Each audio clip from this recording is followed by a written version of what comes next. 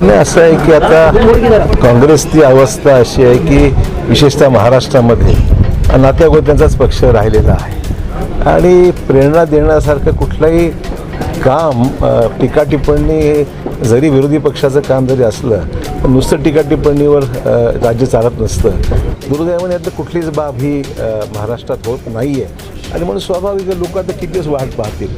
त्यामुळे सांगलीमध्ये जी घडामोडी घडल्या आहेत ते प्रमुख कारण जे आहे काँग्रेस आता नेतृत्वहीन झालेली असल्यामुळे अशा गोष्टी घडणारच. हा प्रश्न त्यांनाच उपस्थित केला पाहिजे की राज्यातली काँग्रेस नात्यागोत्याची राहिलेली असं ते म्हणतायत, पण त्यांच्या जर घरात बघितलं ते स्वतः खासदार आहेत.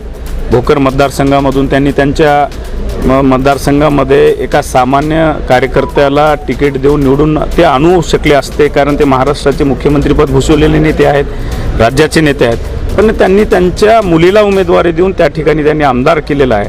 त्यामुळं हा प्रश्न त्यांना विचारले तर बरं होईल किंवा नात्यागोत्याचं जास्तीचं राजकारण कोण करत आहे.